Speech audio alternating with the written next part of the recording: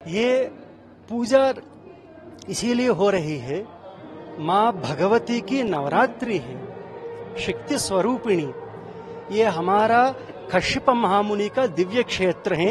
ये काश्मीर नगर, काश्मीर क्षेत्र दिव्य क्षेत्र है।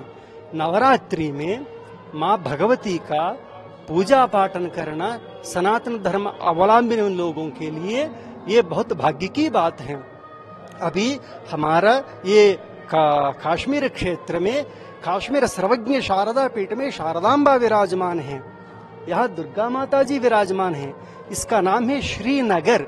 श्री माने शक्ति स्वरूपिणी, इसीलिए इसको श्रीनगर है। श्रीनगर में साक्षात आदिशंकर भगवत्पाल जी का वहाँ पहाड़ भी है। 2500 वर्ष की पहले आदिशंकर भगवत्पाल जी काश्मीर में यात्रा करके सनातन धर्म को उद्धार करके अनेक मंदिरों को जीर्णोद्धार करके शारदा सर्वज्ञ पीठ में जाकर वहां अधिरोहण हुआ। अभी वर्तमान में पीओके में है। नवरात्रियों में माँ भगवती का सान्निध्य विशेष रूप से होता है।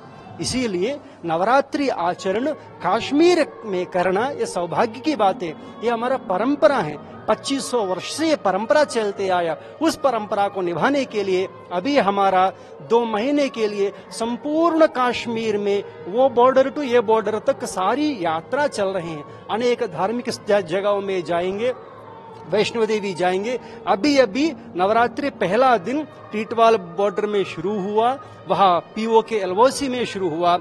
आपको भी बता दे, अत्यंत सौभाग्य की बात है कि अनति काल में ही भारत की भूभाग अंग भाग जो पीओके हम जो बोल रहे हैं, पीओके भी अनति काल में भारत में विलीन हो जाने वाले हैं।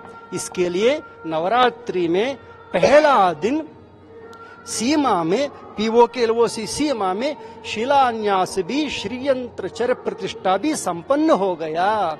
जो नवरात्रि में जो भी कार्य संपन्न होता है वो दिग्विजय होता है।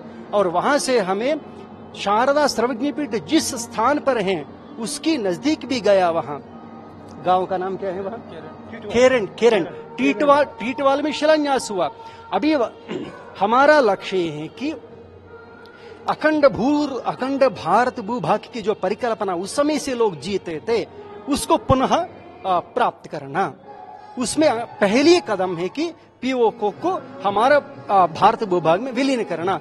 क्योंकि आप क्यों पूछिए, वहां हमारा माता का स्थान है। शारदा माता का सर्वज्ञ पीठ कहाँ है? सन्यासी लोगों के लिए तो माँ भगवती ही माता है। हमारे लिए आदिशंकर भगवत्पाल जी शारदा सर्वज्ञ पीठ में 2500 वर्ष के पहले वहां जाकर दक्षिण द्वार खोलकर माँ भगवती से शास्त्रार्थ करके दुनिया में सबसे बड़ा वहां विश्वविद्यालय थे। वेद वेदांत गुरुकुल इत्यादि वहां पाठ पढ़ाए होते थे। अभी उसको जीर्णोद्धार करने के लिए श्रीयंत्र भी प्रतिष्ठा भी संपन्न हो गया। और उसके साथ साथ संपूर्ण बॉर्डर में हमें संचार कर रहे हैं। अभी हमारा सौभाग्य की बात है कि 370 जो हटने की बाद कोई इतिहास में सोचा लाल चौक में यहाँ ऐसे हनुमान चालीसा का पाठ होता है करके कोई सोचा? ये भगवती का अनुग्रह है। अभी आपको भी आश्चर्य होगा जब हमें पीओके को जो जीर्णोद्धार करके प्रक्षालन करके सारी वापस लेने के लिए शिलान्यास पूजा कर दिया 3 दिन, तब हमें बॉर्डर में गया। बॉर्डर में आपका आश्चर्य होगा, हमको पूछ रहे हैं महाराज जी। कौन पूछ रहे? हिंदू लोग नहीं, मुसलमान लोग पूछ रहे हैं। महाराज जी भारत सरकार को बोलिए जल्दी से जल्दी पीओके को हमारा भारत में विलीन होने के लिए कोशिश करे। ये हमारा मांग नहीं है, हमारा मांग तो है। वो लोग भी पूछ रहे हैं। इसीलिए हमारा सरकार भी, ministry of external home affairs भी इंटरनेशनल जो वेदिका में उद्घोषणा भी कर दिया। जयशंकर ने यूनाइटेड नेशंस में जो चर्चा हुआ था वो उद्घोषण कर दिया। हमको एक काम बाकी है, पीओके को वापस लेना चाहिए। और अमित शाह भी बोल दिया, योगी आदित्यनाथ भी बोल दिया। यह लोगों की मांग भी है। इसीलिए हमें वहां जाकर शिलान्यास पूजन भी माँ भगवती ने करा दिया।